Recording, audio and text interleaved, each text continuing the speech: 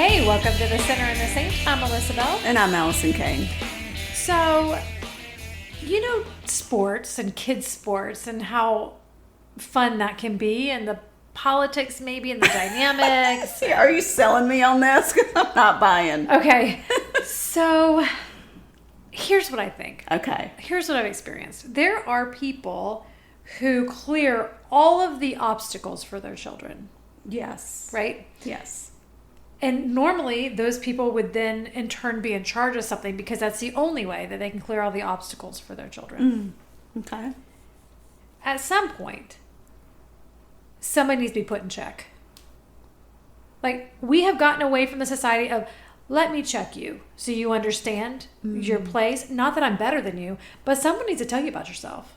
Oh. Right? I feel like there's a backstory to this. There's I'd really like to know. Great backstory. Ooh, maybe off air you can share it. Like, can we stop just letting people... I don't know if it's a turn the other cheek thing, like this is a Christian organization, blah, blah, blah. But, like, no.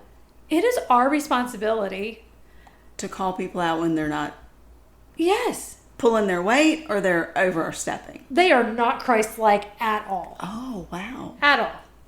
And so, yeah, I Do said... you think anybody says that about me sometimes? Oh, if I told you the examples, absolutely not. Okay. Absolutely not. And I mean, to the point where it's just... You're seeing the downfall of something. Oh. Who speaks up to that? Like, who... Okay, who's your accountability partner? Who checks you? And these people don't have it. Yeah, some of us just don't. Why don't we have someone check us? I have a lot of those. Yeah. And sometimes I really don't want to hear from them. Right. Yeah. But that's when I know I should really be listening. Yeah, make sure you have somebody that's checking you. Yeah. Because if you don't have anybody, and when I say checking you, like my brother and I said, actually, someone just needs to beat the socks off of that person. Because back in our day we could have, but now everything's recorded. Oh my gosh, I love it so much. But I'm just saying, like, listen, make sure you have people that can speak into your life. You know what? They may have people that can speak into their life, but they don't listen. There's that too. Right. And so that has been said about... You know some people like that. Right. Yeah. You've taken a new approach to them. Yeah. So I just go, okay. Yeah. And then it's like, well, there's a train coming, so you might want to get off the track. And they're like, "Mah," and she's like, okay. Okay. And then they get hit by the train, and she's like, okay. Okay. She's in a new era, people. It's fun. I'm just saying, y'all, first of all, don't be the people that clear all the obstacles for your children, because they're going to suck as employees later. And they'll probably never get a job, honestly. And once they get out into the real world, there's no future because you've raised them poorly. That's a good point. That, and then also... They need to know the reality of living in the world. It's not always fair. Yeah, I literally said, like, I feel sorry for those kids because they don't know. Yeah. I remember when, yes, I had to say to one of our children, they were like, Mom, it's just not fair. Why would this? And it was horrible. It was why would this happen to this? This is like the greatest kid. If anybody deserves, for good things to happen, it's this kid. And I just can't believe this has happened. And I'm like, man, I wish life was fair. Mm-hmm. But it is not. It is not fair. It's never fair. I don't know much about life, but I know that. Right. So that I am 100% certain of. Right. Life's not fair. The rest, all gray. Yeah, and also, like, make sure you have an accountability person, like someone a trusted advisor. Yeah, and that kind of, actually, you set us up pretty well into what we're going to talk about today. Okay, I'm scared now. Yeah, you're like, oh boy. Okay. Well, I love the book of James. Yes. Oh gosh, it's such a good book. And I hadn't been in it in a while, and this verse popped up for me to in my daily verses, and it was James 5:16. And it says, "So own up to your sins to one another and pray for one another. In the end, you may be healed. Your prayers are powerful when they are rooted in a righteous life." But what stood out to me was own up to your sins to one another. And it sent me down this little rabbit hole because basically that's confession. Mm-hmm. And we've recently talked a little bit about confession in our podcast of, what is it? about the church stereotypes. Yes. And in Catholicism, this is like a thing, and you have to do it to the priest or with the priest in your little... I don't really understand how it works. I know how it looks in the movies. I don't know if that's how they do it in real life around the corner at the Catholic Church, but... y'all, if you're Catholic, let us know if you have to get one of them boots with one of those doors, because I just maybe want to experience that once. I know, that's so weird and interesting. It's very murder mystery movie to me, though. Maybe we should try it. We should go. We'll report back to y'all. But I think as Protestants, mostly Protestants, we don't really talk much about confession. What is a Protestant again? Just Methodist, Presbyterian. Okay, they're all under a Protestant umbrella. Yeah, we're just all if we're not Catholic, we're Protestant. Okay, got it. Learn something new. At least, like, I don't know. I mean, we might say confess your sins to God, you know, which of course is good and necessary. I'm not downplaying that. We do need to do that. But I think there is a really strong, like you're saying, there is great power in speaking something out loud to our trusted people. Mm-hmm. Like you're saying, someone that speaks into your life. Yeah. You know, we need them to speak, those trusted people to speak into our lives. And we need people that we can also trust to share things. Right. That are eating at us, or that we've done or said, or that we're feeling guilty about. There's so much power in giving words to something instead of letting it stay inside and eat away at us. Yeah, I mean, when you do that and you keep it to yourself, then you give the enemy a foothold, because he's going to feed you a different narrative of that. Right. You and I have been in a situation many times when I talk to you about something and I have one take on it. You're like, actually, have you thought about it from this side? I said, oh, well, thank you. That makes me feel better. Same for me, you know, and you're like, that's not bad at all. Right. You look at me like, you think that's bad, you know? And I'm like, okay. But in my head, I had made it like so much bigger. Right. And when we keep it in the dark, it just grows into this insane monster. Right. Yeah. And I want to be clear here. Like, James isn't saying that we should confess every fault and sin to every person that we meet. You know, like not. He is speaking to situations, I think here, like where reconciliation is needed, where our conscience is burdened, like what we're talking about right here, and where a trusted friend can listen and really help us receive the grace and gain power over that sin and guilt. Mm-hmm. That's the kind of confession that we're talking about, which I guess maybe is why the Catholic people are like, you should just talk to the priest because nobody else is going to be that good for you. But that's not true. Right? I mean, you know, it's like, to protect our people, let's make this rule. I don't know how that started. But when you have a trusted friend, that is just as good as... Right. You know. And you don't have to do the Hail Marys. Right. I don't even understand those. I don't either. I should just research that out of curiosity. But I think that it's in that moment that confession really becomes this gift and not a burden. There's this Protestant contemplative. Y'all know I'm all into contemplative stuff. And he said this, which I thought was so interesting. He said, we avoid confession because we want to appear righteous, even to other Christians. We show up our best self in the pew and go home our worst self. Huh. He calls this the greatest lie of the Christian community. I'm not sure if that's the greatest lie. Melissa might have a list of the greatest lies. But I do think we're afraid. We are worried about image. We are worried about image. And or we have tried just to say, you know, one small thing and it's attacked or judged or, you know, given as a prayer request in another circle. And so we're very hesitant because... So scared. Yeah. You've been burned so many times. Right. So why would I? Why would I share that? Yeah. That's another good approach. Yes.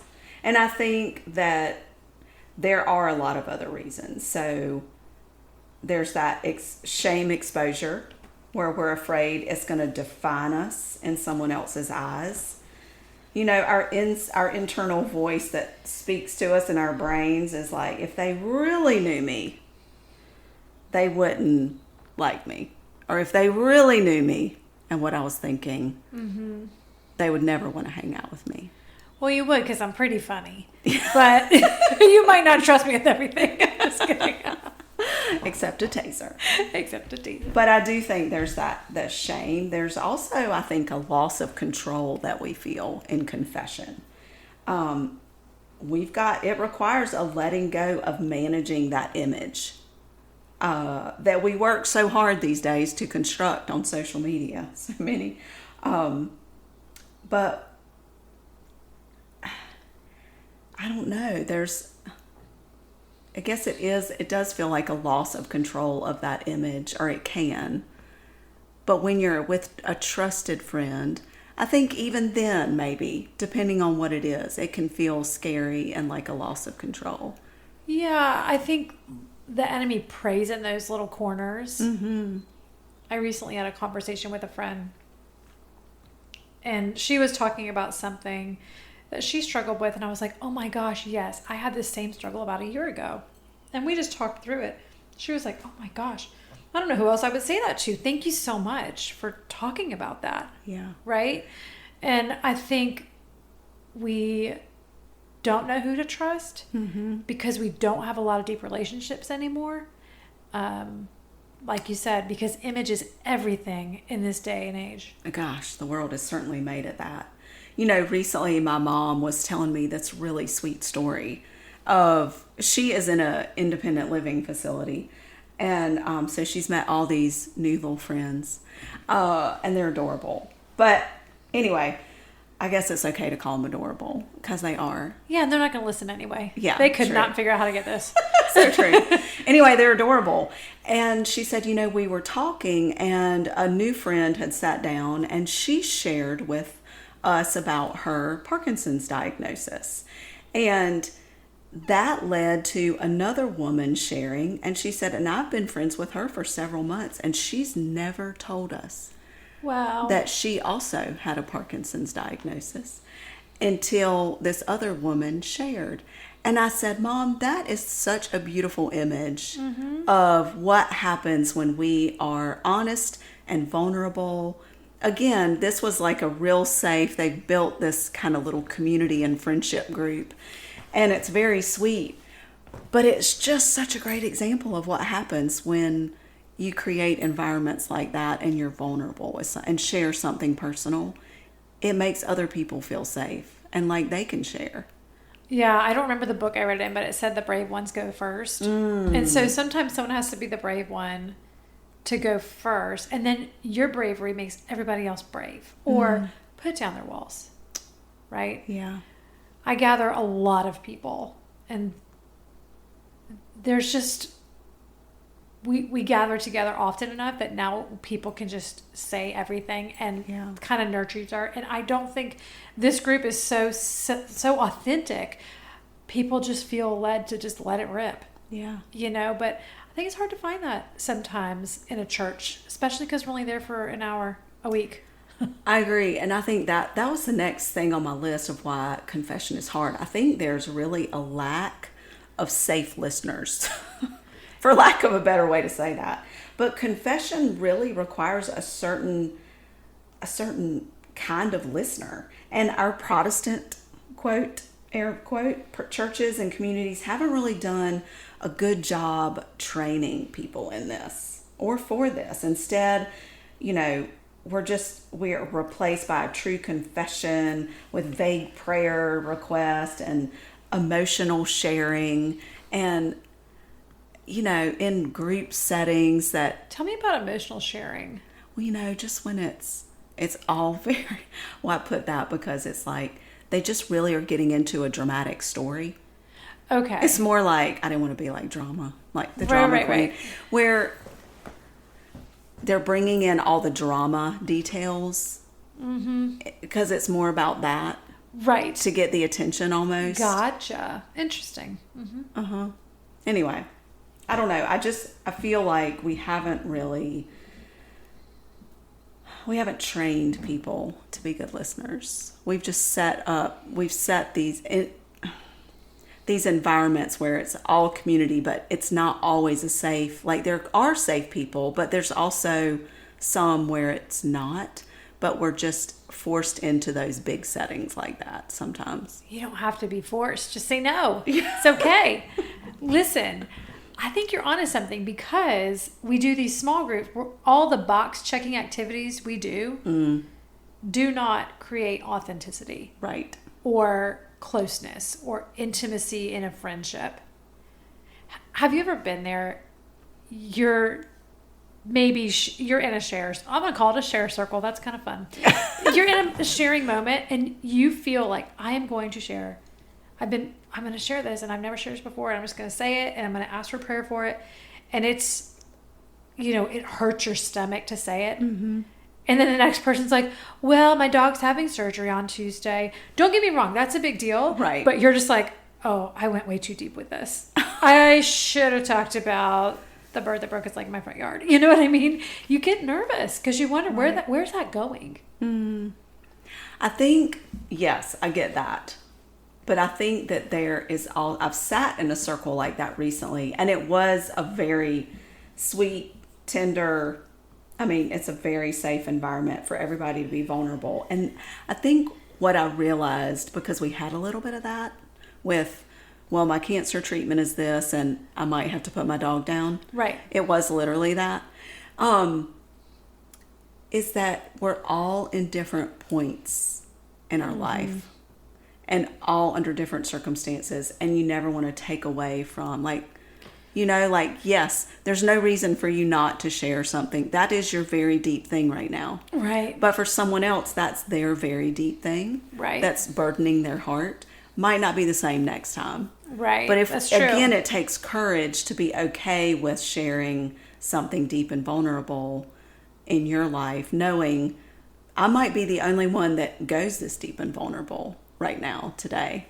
But in the future, it could give someone courage. I think too, we're kind of confused about this idea of confession.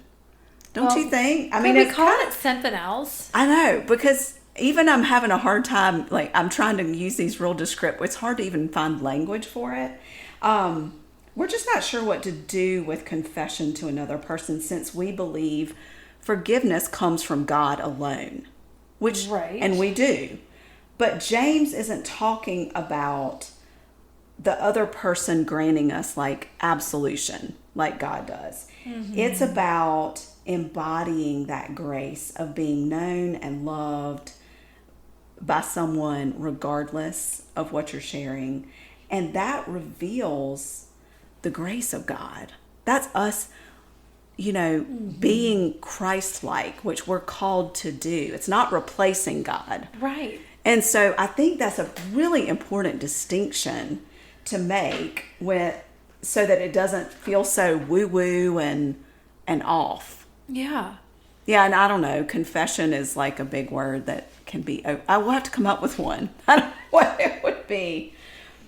But quickly, I just thought, we don't have much time, but there's so much fruit that we get, so much good stuff that comes out of confession, that we can't not do it.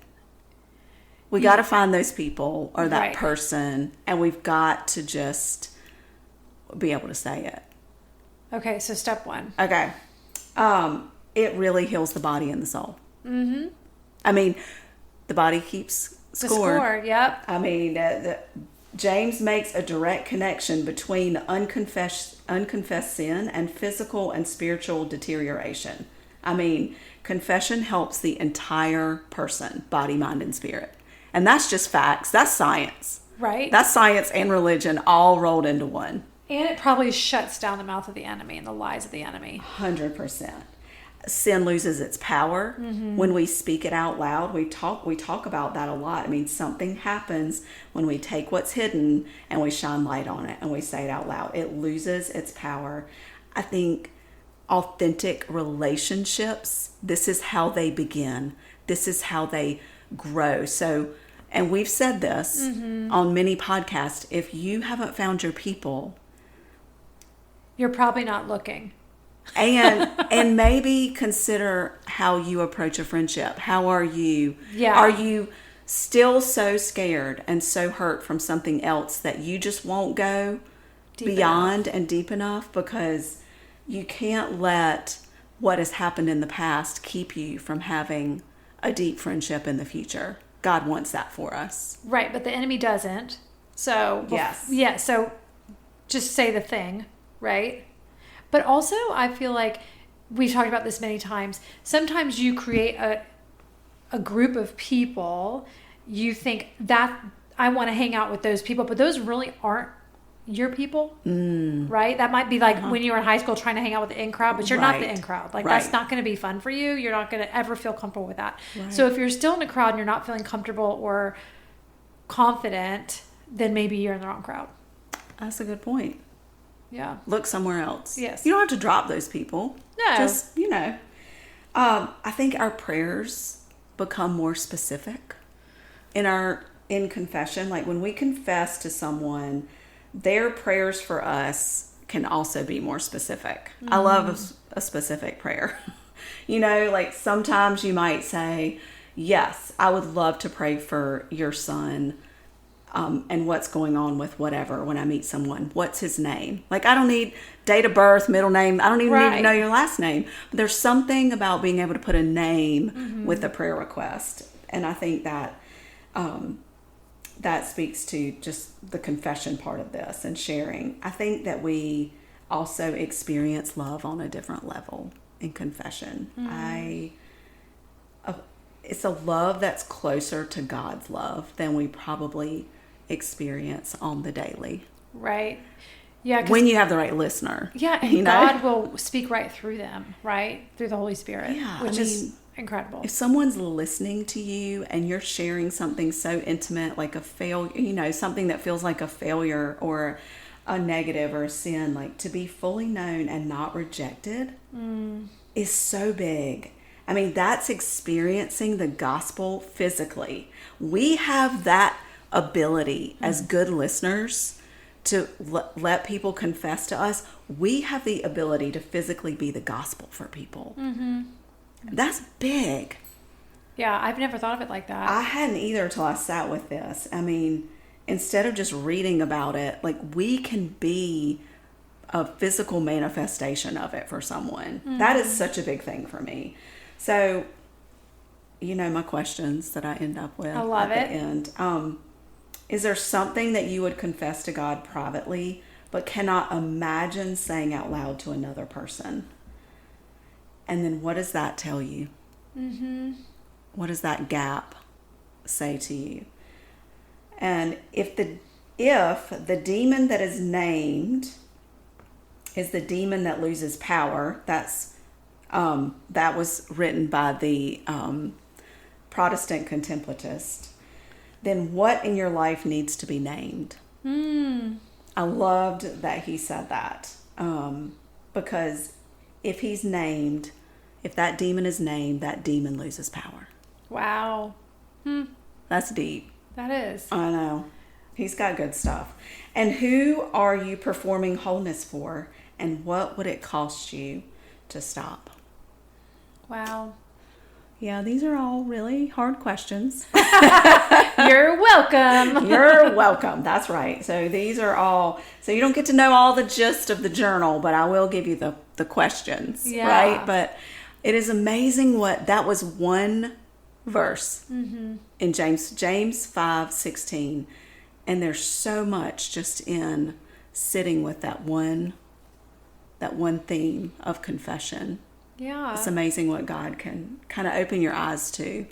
Yeah, I think be aware next time you're in a circle and you have an opportunity to say something, but then you don't.